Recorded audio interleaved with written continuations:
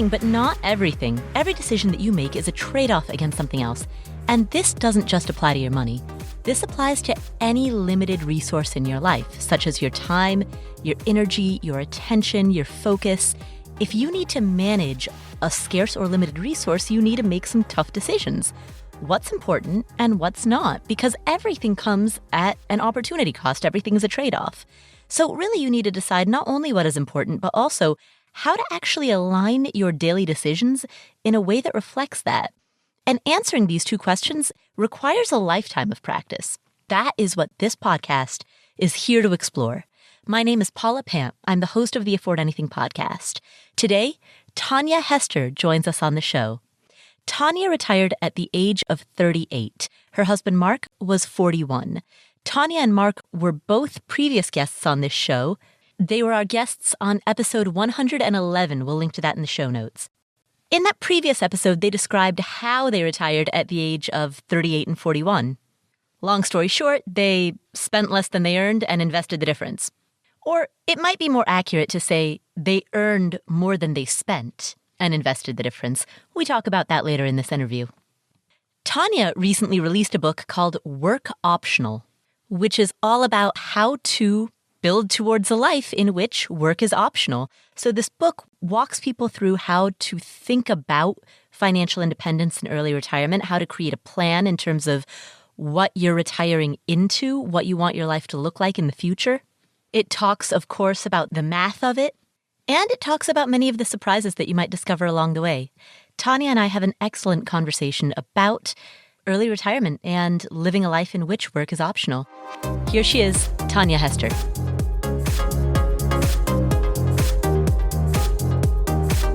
Hi, Tonya. Hey, Paula. I'm so excited to be here. I am excited that you're on the show. You're going to talk about work optional, which I think, of course, is a concept that most of the people who listen to this podcast are pretty familiar with. Yeah, I'm sure they are. We can really talk about some of the things that I tried to do in the book that are a bit different than a lot of the discussion that happens, because I've been in the FIRE community for 4 years now and know that folks are very smart about a lot of the planning, but I didn't want to write a book to just kind of repeat all the same stuff that everybody knows. I wanted to bring something different to it. And you've done a great job of that. You have in your book lots of checklists and questions and exercises that allow a person to really deeply think about the type of life that they want to construct. Is this how you went about it, or is this a lot of what you've learned in hindsight? It's a combo of both. It's definitely full of all of the lessons that Mark and I learned along the way, both in planning for early retirement and in actually being early retired. And it's a lot of the stuff that we thought about as we were going through, which I realized in writing my blog was fairly unusual.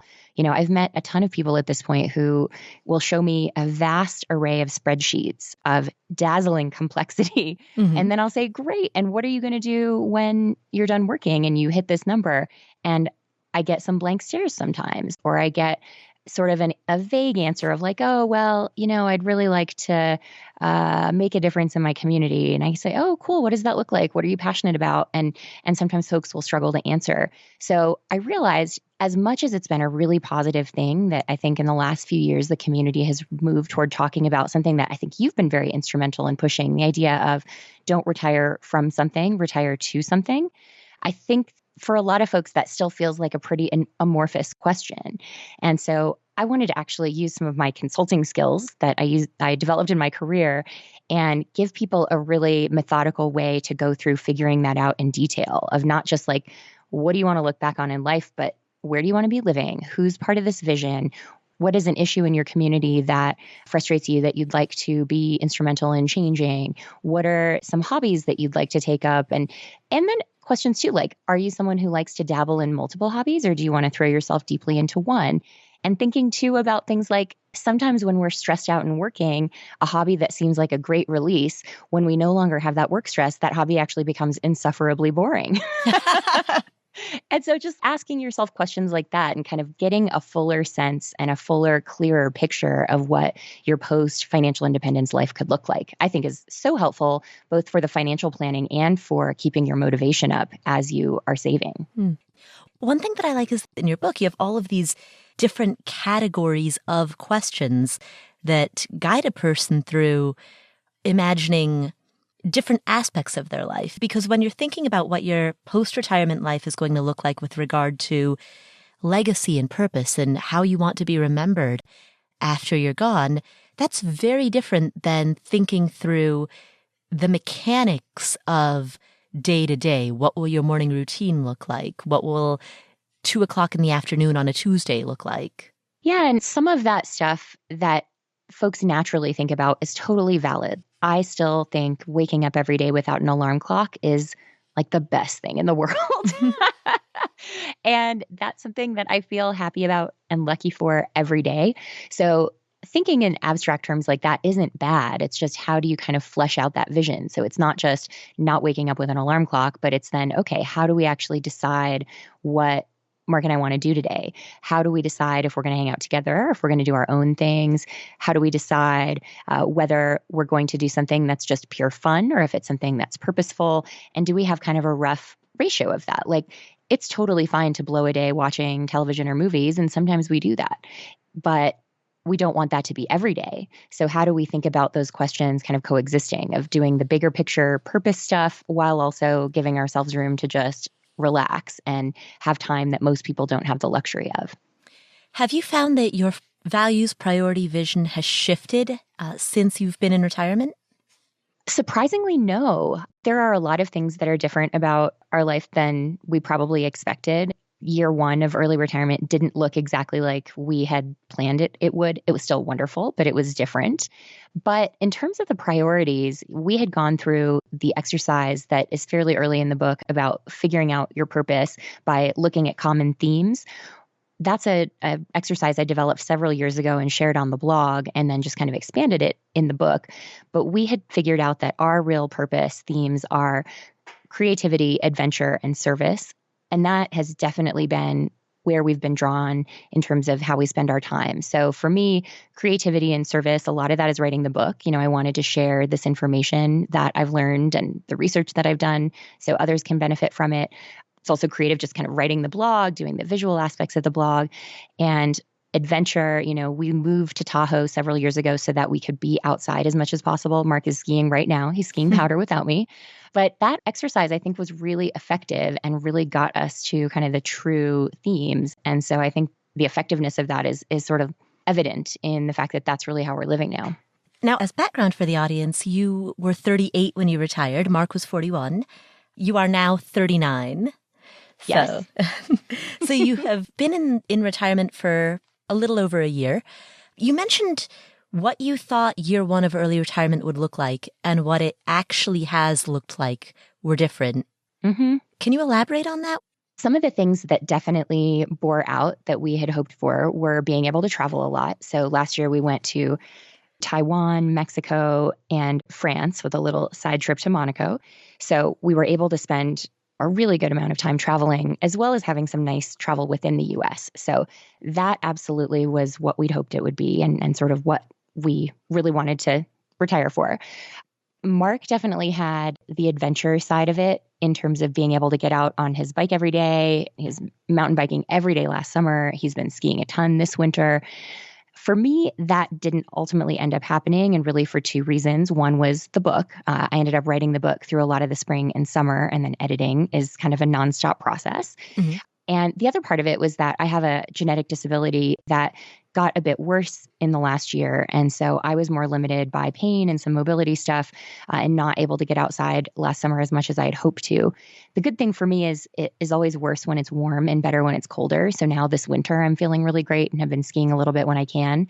But the part of that that's a bummer, of course, is not being able to get out as much as I'd hoped. But on the flip side, if I was still working and having to travel and fly every single week with all of that stuff going on, that would have been so much worse. So I'm still really grateful that I was able to retire when I did. And in terms of the trade-offs on the book, I mean, it has always been a high on my life list to write a book. And so having that opportunity was a dream come true and a total pleasure, and something I would make the same trade-off for over and over. And one thing that I didn't know about you until I read this is that your father also had an issue a health issue that forced him to retire when he was in his early 40s. So he was an early retiree, but not by choice. Yeah, that's right. It actually took him a lot of years to be able to say that he was retired. And I think to admit that to himself, he was very much brought up in the very American school of thinking that you are what you contribute to the economy. And I think it was really hard for him to accept that he wasn't working and he wanted to be working. But I also knew that that was in my future. And so I think having that example, because, when it's genetic, you might get it too as someone's kid. It was such a blessing to me to know that that might be coming rather than be blindsided by it later, because it helped me prepare financially and have the motivation to do that.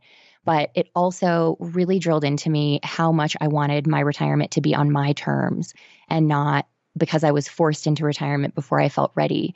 And so it's a huge bummer for my dad. I mean, he's healthy, he's doing great. He just has some mobility limitations, but we both agree, ultimately it was sort of a blessing in disguise for me.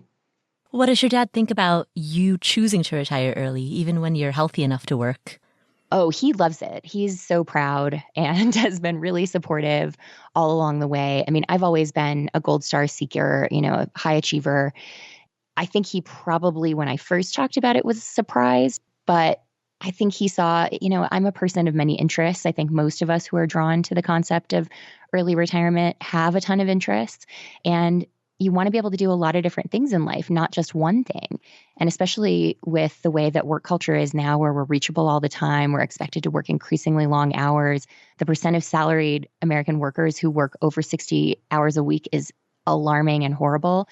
So if work is really all you're doing, that just doesn't give you space to express all the different facets of your personality. And I think he's always known that about me, that I'm someone who could do a million different things. And so once he saw that that was my motivation, and of course, knowing our health history and the fact that that could be my future, he was just nothing but supportive.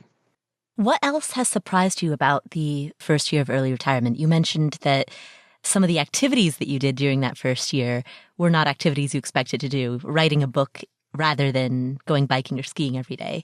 Mm-hmm. Have there been any other surprises, particularly with regard to where your mental space goes, where your attention and your energy goes? What's on your mind when you don't have to think about work? Yeah, it's a great question. And this is honestly something that I wish more people who have crossed over to early retirement would talk more about, because I think that we all probably have a tendency to do some magical thinking. I for sure did. I tried to fight back against it. I was self-aware enough to know, okay, I'm thinking like once work is gone, my life will be perfect. I can't do that. It's still life. And in fact, that turned out to be true, that it's still life. Mark and I have always had a really strong relationship and a really good marriage, but we definitely had some rocky patches in the first year of just trying to navigate new dynamics. It's really important to recognize that two things. One, in terms of stress, retirement, even when it's by choice, is one of the most stressful events in life. We all cope with stress differently, but when you have two partners who are both dealing with that, it's really important that you're there for each other, but you also kind of have to let yourselves each process it in your own way. I think the other side is that we know from psychological research that even when something is good, we still perceive all change as a loss on some level. And so even though we were both very happy to leave our careers behind, we had invested ourselves in them for a long time. We were really proud of what we accomplished. We were really happy with the way we left things, but we still lost a big part of our lives and a big part of our identities. And so something like that is bound to take its toll on your relationship and to be something that you're going to have to work through. And it's true. We had to work through it. I mean, I think ultimately we're past that. We've come out stronger, but I don't think that people assume, oh, I'm going to retire early and like fight with my spouse more, or have some disagreements we have to work through. But I will say from other early retirees I've talked to, that is not an uncommon experience. And I think on the happiness side of it, I mean, I'll just say it right out. Like I had to increase my antidepressant dose last year. And so I have a history of depression. That's something that is just sort of like part of my life that I think will always be part of my life. And I think it's important to acknowledge that so we can kill some of the stigma. But the reality of not being instantly happy, I think is something that's worth people thinking about. It's not even that I wasn't choosing to be happy or any of the stuff that sometimes people say who don't really understand depression. I mean, I think it's just acknowledging that early retirement itself will not make you happy. It will not make life perfect. It won't make your relationships perfect. You still have to work at that stuff. I love how Carl puts it, who writes the blog 1500 Days. He says, when you don't have a job anymore, you suddenly have all this time in your head. And when you're there, you can't avoid thinking about all your, he would use an expletive, but all your crap. And I think that's really true. So I still think it was all worth it. It was all on balance, a real positive. But yeah, I mean, like we had some hard stuff last year. And I think that that's not unusual. So I asked the question in part because when I first quit my 9-to-5 job, now this was before I was financially independent, but when I first quit my 9-to-5 job and I was traveling and didn't have the distraction of going into an office every day, I also found myself miserably unhappy a lot of the time. And because I was free to ruminate. And oftentimes when I ruminate, the thoughts go dark and there's no distraction to pull me out of that. Yeah, I mean, that's valid. And I've heard similar things from others. So I don't think that that's just you or just me. You know, I think that's a lot of us. One of the things that I talk about in the book in part 3 in adapting to your work optional life is figuring out if you're someone who needs structure or not, because most of us have never lived without structure. We have structure in school. We have structure even before school from our parents telling us to go to bed, telling us it's mealtime. When we work, which is the bulk of our lives, we have to show up at a certain place at a certain time. We have to do things at set times. We leave when we're allowed to. So suddenly when your time is entirely your own, that itself can be incredibly unsettling. So it's really important to observe that in yourself and see, okay, do I just not get anything done? I sit and play video games all day. Do I go to a dark place mentally because I have no distraction? Or kind of what is your personal response to it? Some people are going to thrive without structure, but lots of us won't because we're not trained to thrive in that kind of an environment. So we talk about that a lot of how to figure that out about yourself and how to give yourself some artificial structure if you find that you do better that way.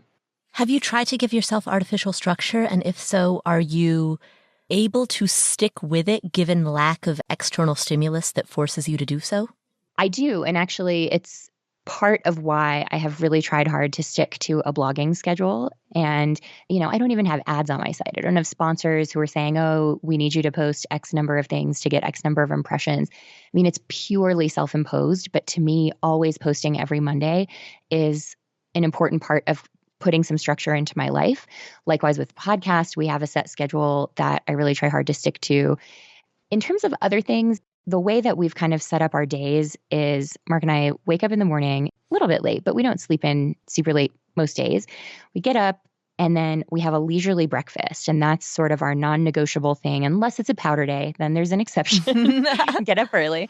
But assuming non-powder day, we have a leisurely breakfast. We try to chat. We make something from scratch. We sit and have our coffee and just, you know, enjoy some time. And then we talk about what we want to do with the rest of the day.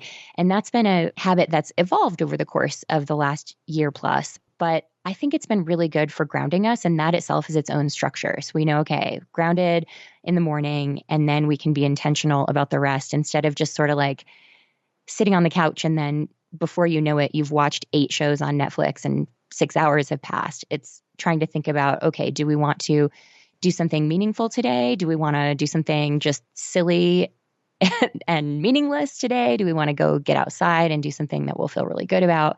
It's not structure per se, but it's attempting to at least be intentional about our time. Have you found early retirement to be lonely, given lack of colleagues, lack of an office, even lack of, you mentioned that you were traveling a lot when you were working, lack of taking a flight to meet somebody for a business-related purpose? I haven't found it to be lonely, but I do think some of that might be particular to my situation and our situation, which is Mark and I worked from home for me, it was the last 8 years of my career. For him, it was even longer. So we were already pretty isolated in a career sense. And most of our interaction was over the phone, or if we did travel, which I traveled much more than he did, the interaction was usually just in a business context and mainly a meeting or two, and then I would fly home. So I had already adjusted to that level of social interaction. In terms of the rest of it, kind of the social piece of people being free, it really helps that we live in a resort town. And that was actually part of why we knew Tahoe would be a good place to retire, because so few people here have traditional careers that lots of people are free during the day. And in fact, we spent years being the ones who couldn't go for a hike. Someone would say, oh, hey, I'm going to go for a hike at 1:00 on a Tuesday. Can you come? And we were like, we can't. Thank you for asking. But, it's always going to be the same answer. And so now it's great that we actually can say yes to stuff like that.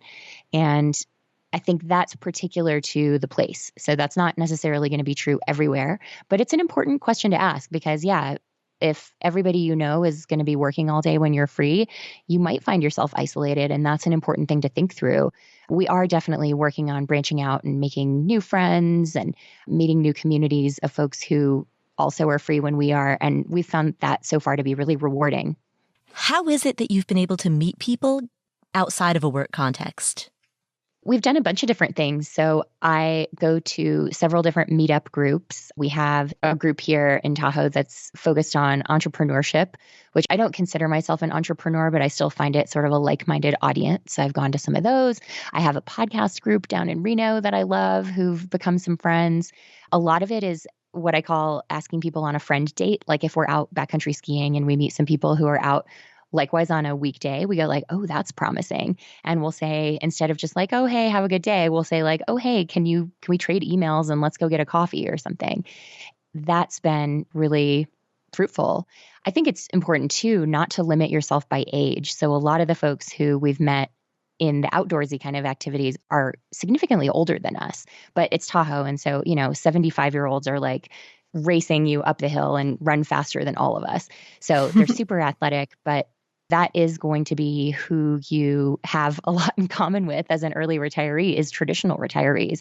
So I think just like taking that ageist lens off it and sort of seeing everyone as friend material is really helpful. How has the financial picture been similar to or different than what you expected it to be? We have not had any financial difficulties or even what I might call anxiety. Even now with the markets being really volatile, it's something that we're not really thinking about, in large part because we built a very conservative financial plan. So often people will talk about saving 25 times your annual expenses, often shorthanded as 25x. We actually saved closer to 40x. Wow. A lot of that is in what we call our phase 2 retirement fund, our 401ks and IRAs, which will fund our later years. And we hope at that point that we'll be able to raise our standard of living significantly, at which point it will no longer be so many multiples of X because X will get bigger. But a big part of that was just how long this time horizon is for us and how many unknowns are out there. In addition to my health challenges, Mark has an autoimmune disease. I mean, right now, insurance companies are prohibited by law from discriminating against you for pre-existing conditions, but that could change. Healthcare is a really political topic. It's just rarely settled permanently. And so we wanted to have an extra cushion to allow for more medical expenses. So I will say, our plan is definitely on the more conservative end. It doesn't feel that way to us. It feels to us like the right plan. But my advice in the book and just sort of in life generally is you should not be modeling anything about your plan on what an expert has done or what some person on the internet who writes a blog has done, including me. The goal is to create a plan that feels right to you. And so I suspect most people don't need 40x to feel comfortable and to sleep at night, and that's fine. What's important is not how much I saved, but how much you need to feel really solid. But I do think just generally, I'd urge folks, make sure you have some contingencies in there. I talk in the book a lot about the types of contingencies you want to think about, making sure, for example, that you can afford permanent housing when you're in your later years, especially if you do something like live in an RV or live in a tiny house now. That might be super exciting, but it's not necessarily going to work forever if you have some health challenges later on, both for just your own convenience and in terms of what Medicare will cover, in the way of nursing home care versus in-home care. But other than having a few contingencies, then it's really just about building a plan that feels right to you, choosing a safe withdrawal rate that feels adequately safe to you once you understand all the risks involved. It's just sort of taking all that info in and then on some level just feeling it out. There is a big role for your gut in this. So I have to ask, you've saved 40x, which is an impressive number. You mentioned in the book, and this is also something that I didn't know about you, that you had a negative net worth until your late 20s. Oh, yeah. I was a big financial mistake maker. Wow. So that turnaround, because as I mentioned, you retired at 38, but 10 years before that, you had a negative net worth. That's the most incredible financial turnaround I've probably ever heard of. Yeah, I think it was 10 years before retirement. I had just broken even, basically. I had definitely made some dumb choices early in my career. I for sure tried to keep up with the Joneses. If older friends were going out for happy hour, I went to happy hour, whether I could afford it or not. I definitely bought clothes and shoes that I felt like I needed to project a certain image at work. They always say dress for the job you want, not the job you have. I tried to do that. And I didn't think enough about what it all cost and how much money I had. I didn't take my student loan debt seriously, which thankfully it was very small. I had a really nice scholarship for college, but I still came out with a little debt. And I financed a car at 100%. And that's a bad idea. But on the flip side, I still drive that car 15 years later. So it was ultimately, I think, a pretty good investment. But certainly there were advantages at that. The point at which I had just broken even net worth wise was also when Mark and I both kind of hit the management level in our careers and started to earn more. We also don't have kids, which for sure helps in terms of being able to save. And this is an important focus in the book, but it's also really been the thing that worked for us is oftentimes people will talk about achieving financial independence or achieving big savings goals by being really frugal, thinking about what you can cut. We really never did that. So often folks will ask me like, oh, what was the biggest thing you sacrificed? And it's like, nothing really feels that way. We did for sure cut back on restaurant spending. There were a few things where we trimmed back. But by and large, what we really tried to do is just keep our standard of living level. So we were climbing in salary pretty quickly at that point. And we saw all of our friends and colleagues start to spend more. They were trading up for new cars every couple of years. They were moving up to bigger, better houses. They were buying stuff that we didn't feel the need to buy. And we said, that's cool, good for you, but we're not going to do that. We're going to keep living at the level that we're comfortable at. So for about the last 10 years of our career, we lived at the same spending level and just didn't add stuff. And we did deflate our lifestyle a little bit here and there, but we did that more gradually in a way that never felt like a sacrifice. And then we focused on growing our income. We leaned in hard to our careers. We worked really, really hard. We really invested in them. We did all we could to earn as much as possible. So all of that turnaround was really about growing our earnings and banking every single raise and not thinking, oh, we're earning more now, so we can spend more now. That was where we drew the line. And for us, that was so much more effective than trying to say like, okay, we're going to go from spending $600 a month on groceries to spending $200 a month or things like that I think can mentally be very hard for people who aren't naturally inclined to be frugal. This is why I love you. Seriously, because that is such an important message, and I don't think it gets told enough. There are two levers that you can pull, and the earning lever for many people, particularly educated professionals, which is the predominant majority of this podcast audience, I know from surveys that we've taken of this audience, the earning lever is an incredibly powerful one. Yeah. And I have a chart in the book that demonstrates really the power of that, of just keeping your spending level and focusing on growing your earnings. It's so much more powerful than trying to clip coupons and save 50 cents on your can of soup. I mean, that's fine if you like that. Mm-hmm. But I do just think in that this is really the focus of the book in a big way and why I put non-penny pinching in the title.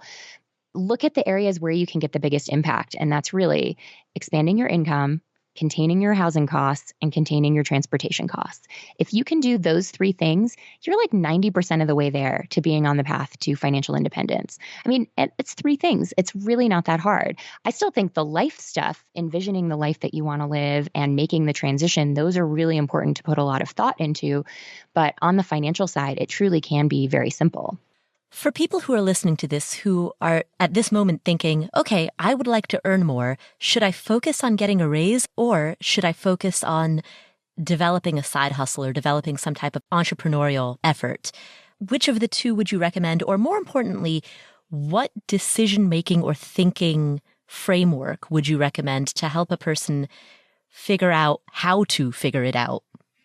Yeah, I think it helps a lot to look at your own situation and look at your earnings potential in the job that you're already in or the career path that you're already in.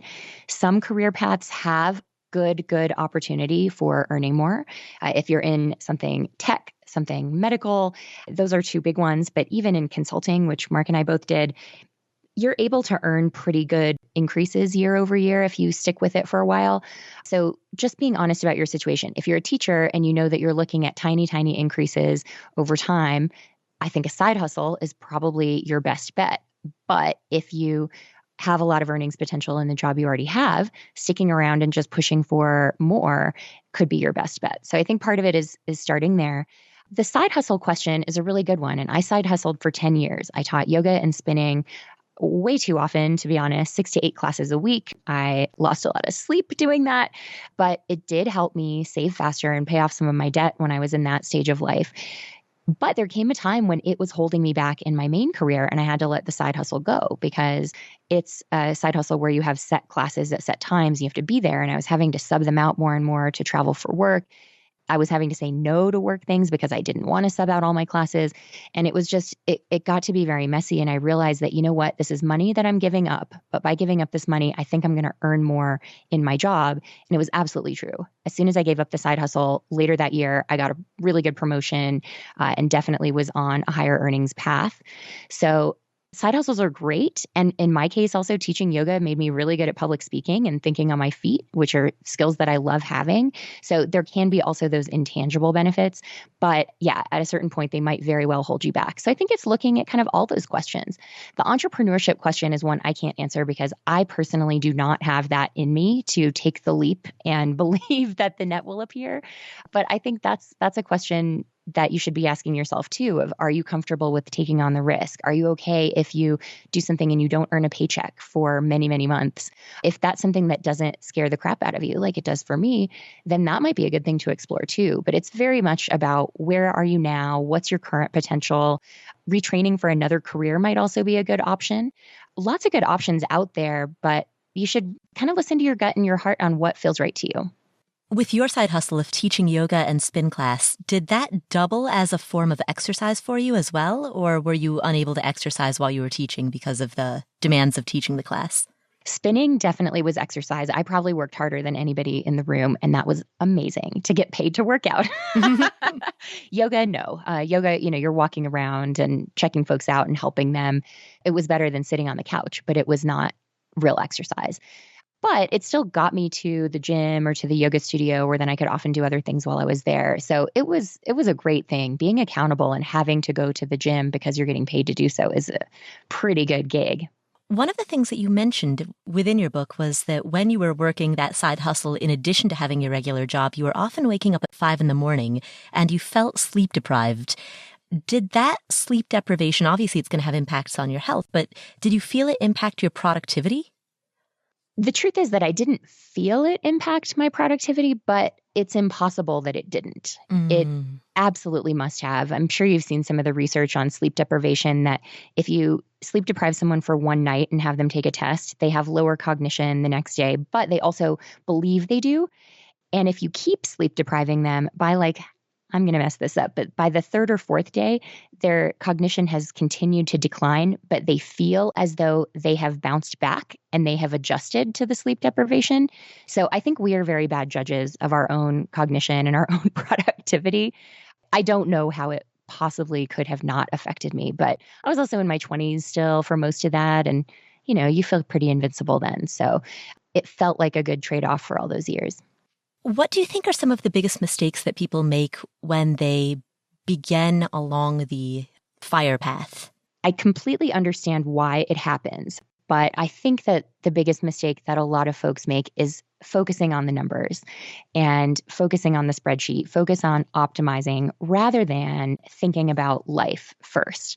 And if you realize that you can retire early because you run the numbers, I get why that feels exciting. And it feels so good to put money away and watch it grow and to see your numbers get bigger and bigger each month or each year. I mean, that is an amazing feeling and one that I don't want to steal from anybody.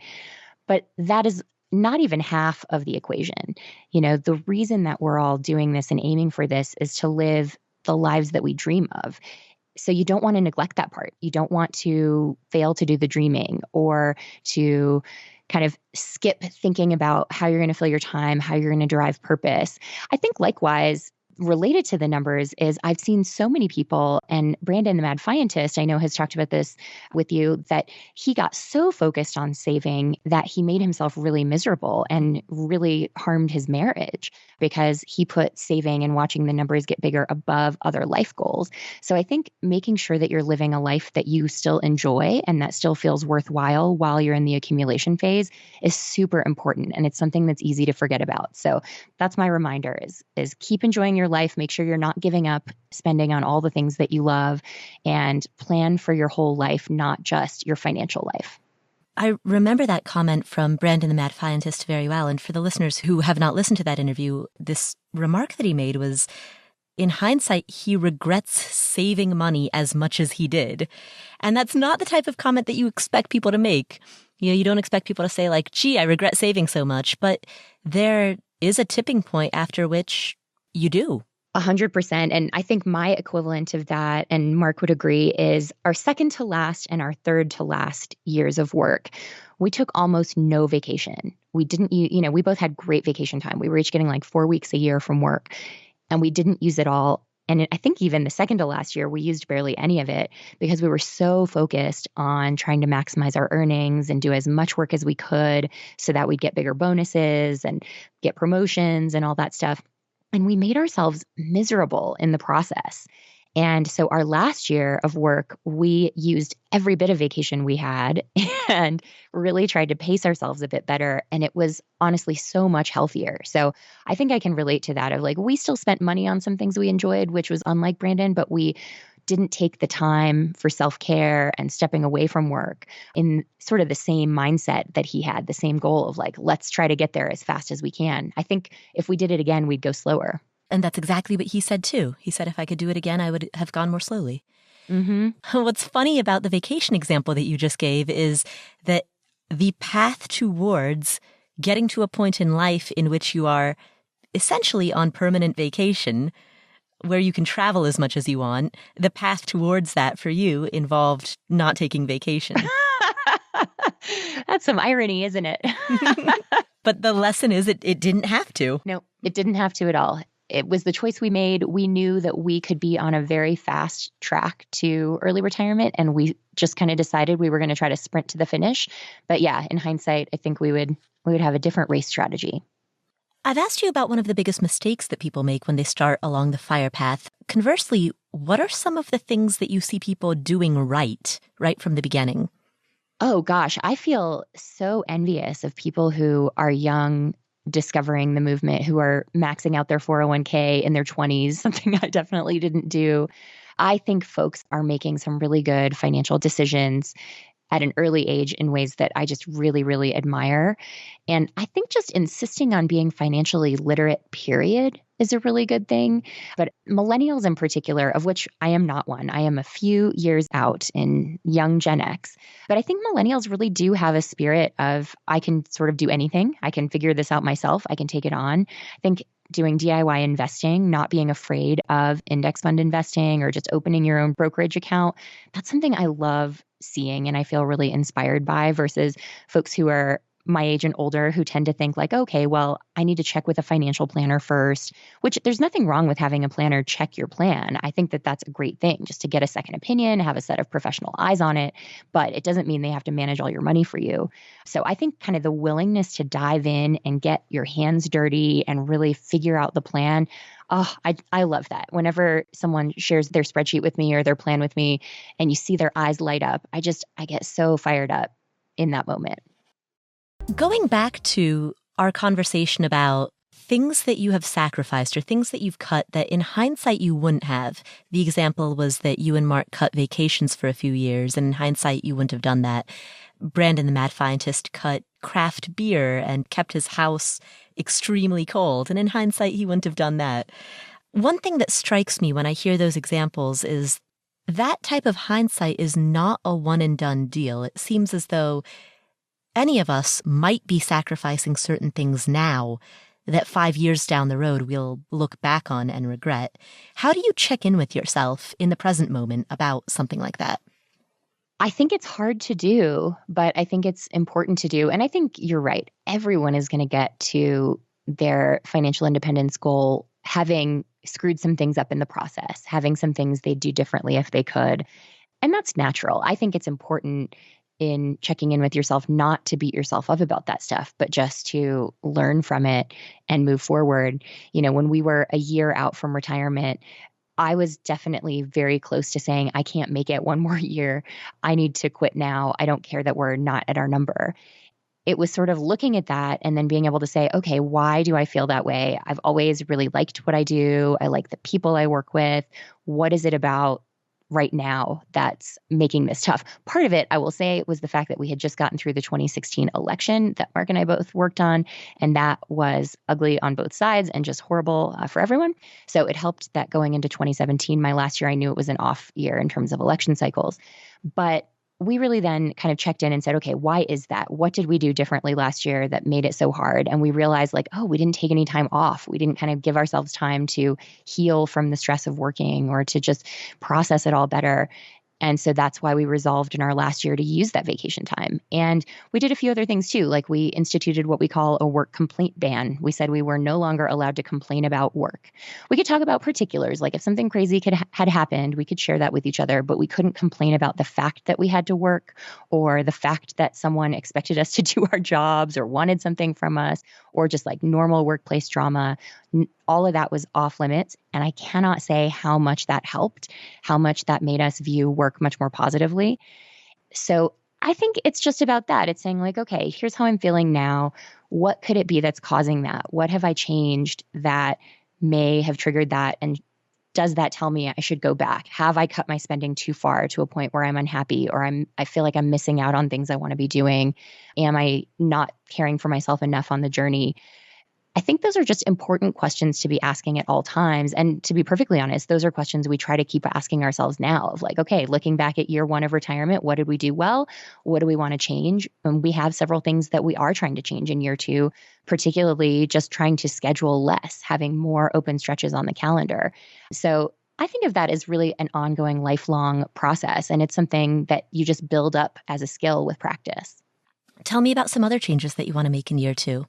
You mentioned scheduling less. What are some things that you schedule these days now that you're retired? Obviously, with the book coming out, there have been some interviews that I'm doing with that. So this is the grand exception to the rule. But we're trying to book fewer trips. So even though we love travel, last year we really were gone a lot. We were gone almost a third of the year. That meant we missed a lot of stuff at home. We weren't here for the lovely fall season when we could have been out hiking and biking, which we don't regret that. We were in France and it was amazing, but we want to give ourselves more time at home this year and just less travel generally, but also kind of fewer things that we're saying yes to. So we said yes to a lot of volunteer things last year. We're going to say less to slightly fewer just so that we aren't feeling stressed about that. We've realized that we have such tendencies learned from work of feeling like we're carrying around this big to-do list all the time. And we're just trying to shrink that list so that we don't feel this sort of artificial work stress, even though we're not working. And this is such a silly one, but it's really meaningful to me. You know, I got to the point we both did in our careers where we had to be entirely online. Like our calendars were fully online because of course you need other people to be able to see your availability to book meetings. And likewise, you know, everything is through email and cloud-based documents. We said that this year we're going to go back to paper. And so it's a silly thing, but I bought myself a paper planner for the first time in probably 10 years. And I've been using that. I got rid of my to-do list apps. I'm not using Evernote or Todoist or Asana or any of those anymore. I keep all that stuff on paper. And it is amazing how much more calm I feel and how much more on top of things I feel. Because when stuff is all digital, you haven't committed it to your brain the same way that you would when you take the time to write it down. But it's also easy to worry that you're missing something or that something hasn't popped up yet, but it's going to come surprise you. When everything's on paper and you can easily see your whole week and you can flip to the next week and you can see your whole to-do list, I feel much more on top of my life. Silly thing, but like that has been probably the biggest and best change so far in terms of the impact it's having. Wow. I like that tip. Yeah, I mean, I'm still very much online. I'm on Twitter like every 5 seconds. So this is not me like being some amazing digital minimalist or anything, but just with stuff like to-do lists, calendars, writing, moving offline has been a real positive. For people who are listening to this who may have an interest in personal finance, but they're not sure if FIRE is something that they want to pursue, how do you know if it's right for you? Oh, gosh, what a good question. And that is one that I try to address a lot in the book because the reality is that full early retirement is not right for everyone. Not everyone is going to thrive without a job. For people who say, oh my gosh, I don't know what I would do with myself without a job, my advice to you is keep working, although please do make sure that you save up a good cushion in case your work stops loving you back. Because we live in an economy in which a lot of industries are becoming defunct or moving overseas or being taken over by AI. So we all do need to look out for ourselves and build good safety nets. But I think there's sort of the mental component, and then there's just the financial reality. I mean, if you earn minimum wage in the USA today, you cannot afford rent on an apartment in virtually any US city. So I'm not going to tell someone in that situation that you just aren't trying hard enough to be frugal. I think that it's recognizing your own reality. Now, I do think lots of folks could probably retrain for a different career path and increase their earnings potential. Not everyone, but it still remains true that full early retirement is not something that is accessible to all people. So there, I think looking at what are your other options? What could you do that might make you feel like you're still getting to live the life of your dreams, even if it's in smaller doses? Maybe that's semi-retirement in which you work part-time or work seasonally or can change to a career path that feels like it aligns better to your values.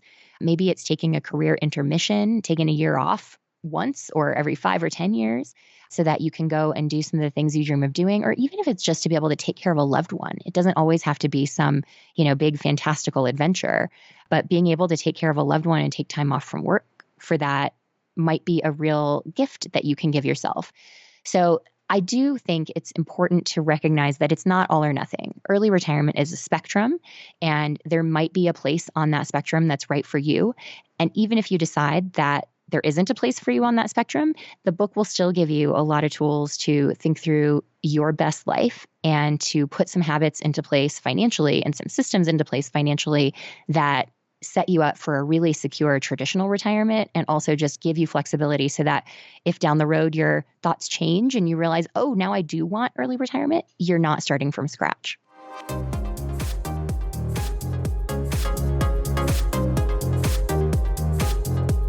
Thank you, Tanya. What are some of the key takeaways from this conversation? Here are 5. Number 1, we are often taught from a very young age that you are what you contribute to the economy. We are taught that our value as human beings, our self-worth, is what we do economically. He was very much brought up in the very American school of thinking that you are what you contribute to the economy. Now, I hope it goes without saying that this is a false idea. We all have intrinsic worth that is absent of our economic contributions. And we all make contributions to society that are not necessarily economic. Unfortunately, though, this notion is still something that many of us have deeply internalized. And what that means is that when we are no longer working, either by choice or due to disability, that can cause a bit of a personal crisis in terms of how we regard our self-worth. And so this notion that you are what you contribute to the economy, this is an idea that we need to unpack and process as we face retirement or the prospect of a mini retirement or a sabbatical or any career transition. So that's key takeaway number 1. And I thought that was an insightful remark that Tanya made about her father. Key takeaway number 2. We perceive all change as loss. Any change, even if it is a positive one, still in some ways, is a loss. We are losing our old identity, we're losing our old lifestyle, we're losing our old routines and habits and norms in order to transition to the next phase. That can be extremely stressful, even if the change is positive. We know from psychological research that even when something is good, we still perceive all change as a loss on some level. And so even though we were both very happy to leave our careers behind, we had invested ourselves in them for a long time. We were really proud of what we accomplished. We were really happy with the way we left things, but we still lost a big part of our lives and a big part of our identities. And so the second takeaway is not to glorify retirement as this point at which things will become better. It might not. Certain aspects of your life may improve. You may not need to wake up to an alarm clock or have a bumper-to-bumper commute. You may no longer need to drink stale office coffee under fluorescent lighting. But you will still face a loss of identity, and there will be a gap, a bit of a hole to fill. And it's up to you to figure out how to fill that hole. A lot of people, when we talk about thinking about what comes next, when we talk about thinking about what comes after you leave the 9-to-5 day job, people often think about activities. So they'll talk about volunteering, or they'll talk about starting a new business or some sort of activity that might fill that time. But the thing is, selecting activities is necessary but not sufficient, because the hole that you're trying to fill is not simply the activities that you're missing. You're not simply trying to fill the hours on a calendar. You're also, in a very core way, reshaping and reforming your identity. Who are you when you are no longer insert job title here? So that's key takeaway number 2. Change is hard, and retirement is one of the hardest changes. It's a loss of identity. And by the way, I'm not just talking about retirement. I'm talking about any type of major career change, including if you quit your job and then become self-employed full-time or become a full-time freelancer. That change is extremely difficult because, as Tonya and I talked about, you move from a structured environment to an unstructured environment. All of a sudden, you're in your pajamas at 3 p.m. on a Wednesday. The hours that you spend in front of a laptop are completely at your discretion.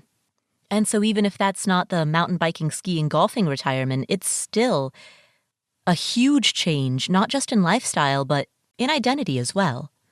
When people ask you what you do, you can no longer decisively state a job title for which somebody gives you a W-2. You're figuring it out as you go. So that's key takeaway number 2. Key takeaway number 3. Retirement, financial independence, wealth, money, none of these things will magically bring you happiness. On the happiness side of it, I'll just say it right out. Like, I had to increase my antidepressant dose last year. So I have a history of depression. That's something that is just sort of like part of my life that I think will always be part of my life. And I think it's important to acknowledge that so we can kill some of the stigma. But the reality of not being instantly happy, I think, is something that's worth people thinking about. It's not even that I wasn't choosing to be happy or any of the stuff that sometimes people say who don't really understand depression. I think it's just acknowledging that early retirement itself will not make you happy. It will not make life perfect. It won't make your relationships perfect. You still have to work at that stuff.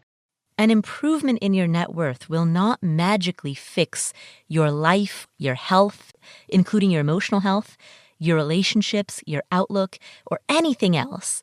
And you know what? I actually made a comment about this on Twitter about a week or 2 ago, and I got this huge backlash from people who said, "Oh, Paula, don't be naive. Having a low income is stressful. Having a low net worth is stressful. Debt is stressful. So getting rid of that will eradicate your stress. It will make you happier. Financial difficulties equal stress and anxiety. Therefore, no financial difficulties equal no stress and anxiety." That was the logic that they were using, and it's pretty easy to see how that logic is flawed. Because stress and anxiety are not only produced by financial difficulties, they're also produced by many other factors. So improving your financial life will take care of one of many variables that affect stress and anxiety, but it won't solve all of those other variables. If you have relationship problems or health problems, Sure, you can spend money trying to fix it, but problems are problems whether you're rich or poor. And money alone is not going to solve everything. It can be a tool that helps, but it will not, in and of itself, be the silver bullet. So that's key takeaway number 3. Key takeaway number 4. A morning routine is grounding. The way that we've kind of set up our days is Mark and I wake up in the morning a little bit late, but we don't sleep in super late most days. We get up and then we have a leisurely breakfast, and that's sort of our non-negotiable thing. Unless it's a powder day, then there's an exception. Get up early. But assuming non-powder day, we have a leisurely breakfast. We try to chat. We make something from scratch. We sit and have our coffee and just, enjoy some time. I love Tanya's description of her morning routine. I never used to think of myself as a morning person. I always thought of myself as a night owl. But mornings have now become my favorite part of the day. And my morning routine is a big part of what grounds me. It sets the tone for the day. And what's great about a routine is that it doesn't have to be elaborate or fancy. Mine involves, I open the curtains, I make the bed, I feed the cats, I brush my teeth, I drink a full pint glass of water, I weigh myself, I make a cup of coffee, and I drink it while writing in pen with pen and paper in a journal. And at the moment, that's it. That's the whole routine. In the future, I'd like to add a bit of meditation to it, maybe a bit of Duolingo or tiny cards, practicing a foreign language.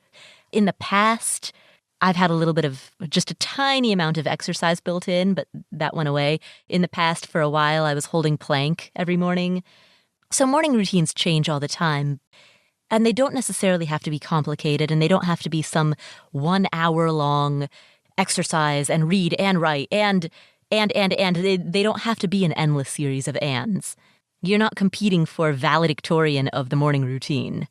But if there's something that you do every single morning, I'd recommend this for everyone, regardless of whether you're retired or not. It's an excellent way to center yourself. Finally, key takeaway number 5. The easiest way to save is to keep living at the same level that you're currently living at while earning more. For about the last 10 years of our career, we lived at the same spending level and just didn't add stuff. And we did deflate our lifestyle a little bit here and there, but we did that more gradually in a way that never felt like a sacrifice. And then we focused on growing our income. We leaned in hard to our careers. We worked really, really hard. We really invested in them. We did all we could to earn as much as possible. So all of that turnaround was really about growing our earnings. Of course, if there are obvious drains in your expenses, you know the obvious holes that you can plug. That's the low-hanging fruit of cutting your expenses. But once you've done those things, once you've plugged the big obvious holes, you've picked the low-hanging fruit, then as Tanya said, and as I agree, it doesn't make sense to over-optimize. That's an inefficient use of time and energy. It is more efficient to maintain your current standard of living and focus your time and energy on earning more. Now, in Tanya and Mark's case, both of them were fortunate enough to have jobs at which they had the opportunity for promotions and raises. If you are in the same situation and you have that opportunity, focusing there can be an excellent use of your time. If, however, you are not in that situation, you're in a job where realistically you're not going to get a good promotion, you're not going to get a good raise. Let's say hypothetically you're a newspaper reporter. #AskMeHowIknow. And you're at a small paper, and it's the type of career where even the managing editor of the paper is making $60,000 a year, and that's the highest paid person at the company. Well, in that situation, it makes a lot more sense to focus on entrepreneurship and side hustling, building your own business, freelancing. So regardless of whether you earn more through entrepreneurship or whether you earn more through focusing at work, through doubling down at work and going for promotions and raises, regardless of which of those two strategies you choose, the common thread between the two is that both of those approaches focus on earning more. And that's where your power is. So, as Tanya and Mark did, if you live at the same standard, a reasonable standard without any huge spending wastes, and you then start earning more, but as you earn more, you continue living at your same current standard. That's how, as Tanya has just described, that's how you go from having a negative net worth to being an early retiree with 40x your annual income in the span of only 10 years. That's a remarkable turnaround, and she did it through the incredible power of boosting her income. So those are 5 takeaways from this conversation with Tanja Hester. If you enjoyed today's show, please think about somebody who you know who's interested in the FIRE movement, early retirement, and send them a link to this episode. You can get a link to the episode and the show notes at affordanything.com/episode 178. But share this episode with somebody who you know who's interested in early retirement, because I think that this does a lot to showcase the nuances of early retirement. A lot of people who don't really understand it think that, all right, you retire at 40 and then you just drink beer on the beach all day. There's actually a lot more to it than that. And what happens after retirement is not always pretty. And what I liked about today's episode is that we talked about that. We went there. Please also hit the subscribe button in whatever podcast playing app you're using. That way you won't miss any of our upcoming episodes. And also leave us a review in the app that you're using to listen to this podcast.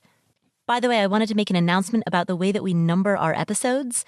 Thanks to the suggestion of a listener, we have switched to putting the episode number in the episode description.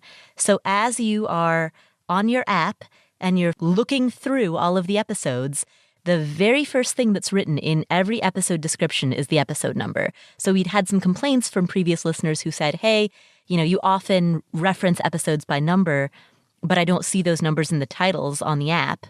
Thanks to the suggestion of a listener, we've now put those numbers in the description, so episodes based on their numbers should be easier to find. Just wanted to let you know that we've made that update. Thank you so much for tuning in. My name is Paula Pant. You can find me on Instagram at Paula Pant, PaulaPant. This is the Afford Anything podcast. Don't forget to subscribe, and I'll catch you next week.